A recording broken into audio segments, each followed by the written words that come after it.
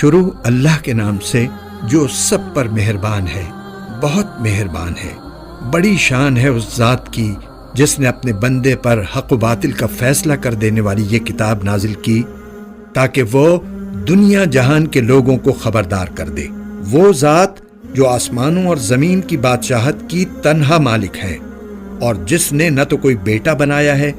اور نہ اس کی بادشاہت میں کوئی شریک ہے، اور جس نے ہر چیز کو پیدا کر کے اس کو ایک نپتلا انداز عطا کیا ہے، اور لوگوں نے اسے چھوڑ کر ایسے خدا بنا رکھے ہیں جو کچھ پیدا نہیں کرتے بلکہ خود پیدا کیے جاتے ہیں، اور جن کا خود اپنے نقصان یا فائدے پر بھی کوئی بس نہیں چلتا،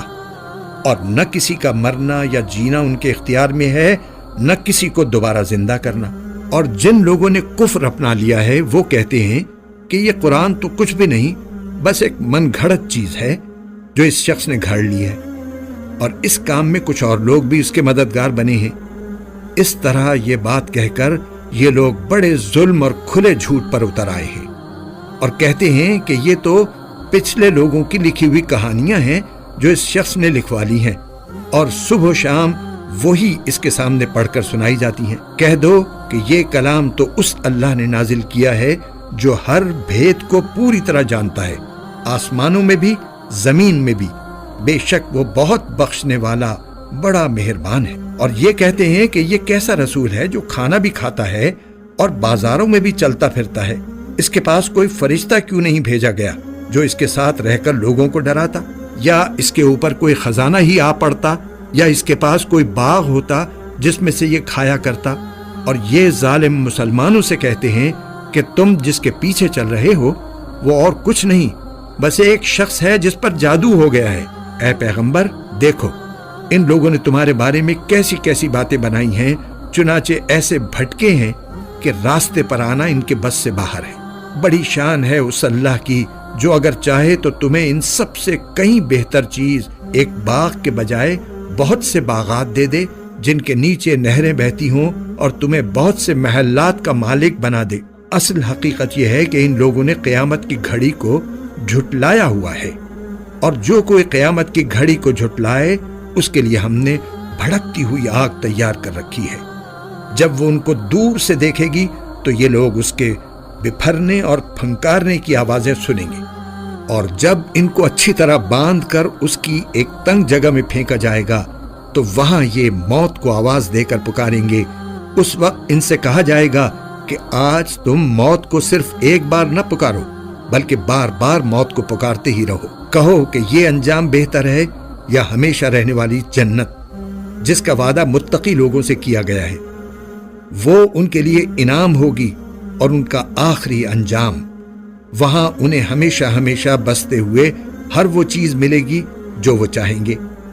یہ وہ ذمہ دارانہ وعدہ ہے جو تمہارے رب نے اپنے اوپر لازم کر لیا ہے، اور وہ دن انہیں یاد دلاؤ جب اللہ ان کافروں کو بھی حشر میں جمع کرے گا اور ان معبودوں کو بھی جن کی یہ اللہ کو چھوڑ کر عبادت کرتے تھے، اور ان کے معبودوں سے کہے گا کہ کیا تم نے میرے ان بندوں کو بہکایا تھا یا یہ راستے سے خود بھٹکے تھے؟ وہ کہیں گے کہ آپ کی ذات ہر عیب سے پاک ہے، ہماری مجال نہیں تھی کہ ہم آپ کو چھوڑ کر دوسرے رکھوالوں کے قائل ہوں، لیکن ہوا یہ کہ آپ نے ان کو اور ان کے باپ دادوں کو دنیا کا ساز و سامان دیا، یہاں تک کہ جو بات یاد رکھنی تھی یہ اسے بھلا بیٹھے، اور اس طرح یہ خود برباد ہو کر رہے۔ لو اے کافرو، انہوں نے تو تمہاری وہ ساری باتیں جھٹلا دیں جو تم کہا کرتے ہو، اب نہ عذاب کو ٹالنا تمہارے بس میں ہے نہ کوئی مدد حاصل کرنا، اور تم میں سے جو کوئی ظلم کا مرتکب ہے ہم اسے بڑے بھاری عذاب کا مزہ چکھائیں گے۔ اور اے پیغمبر، ہم نے تم سے پہلے جتنے پیغمبر بھیجے وہ سب ایسے تھے کہ کھانا بھی کھاتے تھے اور بازاروں میں بھی چلتے پھرتے تھے، اور ہم نے تم لوگوں کو ایک دوسرے کی آزمائش کا ذریعہ بنایا ہے۔ بتاؤ کیا صبر کرو گے؟ اور تمہارا پروردگار ہر بات دیکھ رہا ہے۔ جن لوگوں کو یہ توقع ہی نہیں ہے کہ وہ کسی وقت ہم سے آ ملیں گے، وہ یوں کہتے ہیں کہ ہم پر فرشتے کیوں نہیں اتارے جاتے، یا پھر ایسا کیوں نہیں ہوتا کہ ہم خود اپنے پروردگار کو دیکھ لیں۔ حقیقت یہ ہے کہ یہ اپنے دلوں میں اپنے آپ کو بہت بڑا سمجھے ہوئے ہیں، اور انہوں نے بڑی سرکشی اختیار کی ہوئی ہے۔ جس دن ان کو فرشتے نظر آ گئے اس دن ان مجرموں کے لیے کوئی خوشی کا موقع نہیں ہوگا، بلکہ یہ کہتے پھریں گے کہ خدایا ہمیں ایسی پناہ دے کہ یہ ہم سے دور ہو جائیں، اور انہوں نے دنیا میں جو عمل کیے ہیں ہم ان کا فیصلہ کرنے پر آئیں گے تو انہیں فضا میں بکھرے ہوئے گرد و غبار کی طرح بے قیمت بنا دیں گے۔ اس دن جنتی لوگ ہوں گے جن کا مستقر بھی بہترین ہوگا اور آرام گاہ بھی خوب ہوگی، اور جس دن آسمان پھٹ کر ایک بادل کو راہ دے گا اور فرشتے اس طرح اتارے جائیں گے کہ ان کا تار بند جائے گا، اس دن صحیح معنی میں بادشاہی خدائے رحمان کی ہوگی، اور وہ دن کافروں پر بہت سخت ہوگا۔ اور جس دن ظالم انسان حسرت سے اپنے ہاتھوں کو کاٹ کھائے گا اور کہے گا کاش میں نے پیغمبر کی ہمراہی اختیار کر لی ہوتی، ہائے میری بربادی، کاش میں نے فلاں شخص کو دوست نہ بنایا ہوتا، میرے پاس نصیحت آ چکی تھی مگر اس دوست نے مجھے اس سے بھٹکا دیا۔ اور شیطان تو ہے ہی ایسا کہ وقت پڑنے پر انسان کو بے کس چھوڑ جاتا ہے، اور رسول صلی اللہ علیہ وسلم کہیں گے کہ یا رب میری قوم اس قرآن کو بالکل چھوڑ بیٹھی تھی، اور ہم نے اسی طرح مجرم لوگوں کو ہر نبی کا دشمن بنایا ہے، اور تمہارا پروردگار ہدایت دینے اور مدد کرنے کے لیے کافی ہے۔ اور یہ کافر لوگ کہتے ہیں کہ ان پر سارا قرآن ایک ہی دفعہ میں کیوں نازل نہیں کر دیا گیا؟ اے پیغمبر، ہم نے ایسا اس لیے کیا ہے تاکہ اس کے ذریعے تمہارا دل مضبوط رکھیں، اور ہم نے اسے ٹھہر ٹھہر کر پڑھوایا ہے، اور جب کبھی یہ لوگ تمہارے پاس کوئی انوکھی بات لے کر آتے ہیں ہم تمہیں اس کا ٹھیک ٹھیک جواب اور زیادہ وضاحت کے ساتھ عطا کر دیتی ہیں۔ جن لوگوں کو گھیر کر منہ کے بل دوزخ کی طرف لے جایا جائے گا وہ بدترین مقام پر ہیں، اور ان کا راستہ بدترین گمراہی کا راستہ ہے۔ بے شک ہم نے موسیٰ کو کتاب دی تھی اور ان کے ساتھ ان کے بھائی ہارون کو مددگار کے طور پر مقرر کیا تھا، چنانچہ ہم نے کہا تھا کہ تم دونوں ان لوگوں کے پاس جاؤ جنہوں نے ہماری نشانیوں کو جھٹلایا ہے۔ آخر نتیجہ یہ ہوا کہ ہم نے ان کو تباہ کر کے نیست و نابود کر دیا، اور نوح کی قوم نے جب پیغمبروں کو جھٹلایا تو ہم نے انہیں غرق کر دیا اور ان کو لوگوں کے لیے عبرت کا سامان بنا دیا، اور ہم نے ان ظالموں کے لیے ایک دردناک عذاب تیار کر رکھا ہے۔ اسی طرح ہم نے عاد و سمود اور اصحاب الرس کو اور ان کے درمیان بہت سی نسلوں کو تباہ کیا، ان میں سے ہر ایک کو سمجھانے کے لیے ہم نے مثالیں دی، اور جب وہ نہ مانے تو ہر ایک کو ہم نے پیس کر رکھ دیا۔ اور یہ کفار مکہ اس بستی سے ہو کر گزرتے رہے ہیں جس پر بری طرح پتھروں کی بارش برسائی گئی تھی، بھلا کیا یہ اس بستی کو دیکھتے نہیں رہے؟ پھر بھی انہیں عبرت نہیں ہوئی، بلکہ ان کے دل میں دوسری زندگی کا اندیشہ تک پیدا نہیں ہوا۔ اور اے پیغمبر، جب یہ لوگ تمہیں دیکھتے ہیں تو ان کا کوئی کام اس کے سوا نہیں ہوتا کہ یہ تمہارا مذاق بناتے ہیں کہ کیا یہی وہ صاحب ہیں جنہیں اللہ نے پیغمبر بنا کر بھیجا ہے؟ اگر ہم اپنے خداؤں کی عقیدت پر مضبوطی سے جمے نہ رہتے تو ان صاحب نے تو ہمیں ان سے بھٹکانے میں کوئی کسر نہیں چھوڑی تھی۔ جو لوگ یہ باتیں کہہ رہے ہیں، جب انہیں عذاب آنکھوں سے نظر آ جائے گا تب انہیں پتہ چلے گا کہ کون راستے سے بالکل بھٹکا ہوا تھا۔ بھلا بتاؤ، جس شخص نے اپنا خدا اپنی نفسانی خواہش کو بنا لیا ہو تو اے پیغمبر، کیا تم اس کی ذمہ داری لے سکتے ہو؟ یا تمہارا خیال یہ ہے کہ ان میں سے اکثر لوگ سنتے یا سمجھتے ہیں؟ نہیں، ان کی مثال تو بس 4 پاؤں کے جانوروں کی سی ہے، بلکہ یہ ان سے زیادہ راہ سے بھٹکے ہوئے ہیں۔ کیا تم نے اپنے پروردگار کی قدرت کو نہیں دیکھا کہ وہ کس طرح سائے کو پھیلاتا ہے، اور اگر وہ چاہتا تو اسے ایک جگہ ٹھہرا دیتا؟ پھر ہم نے سورج کو اس کے لیے رہنما بنا دیا ہے، پھر ہم اسے تھوڑا تھوڑا کر کے اپنی طرف سمیٹ لیتے ہیں۔ اور وہی ہے جس نے تمہارے لیے رات کو لباس بنایا اور نیند کو سراپا سکون اور دن کو دوبارہ اٹھ کھڑا ہونے کا ذریعہ بنا دیا۔ اور وہی ہے جس نے اپنی رحمت یعنی بارش سے پہلے ہوائیں بھیجی جو بارش کی خوشخبری لے کر آتی ہیں، اور ہم نے ہی آسمان سے پاکیزہ پانی اتارا ہے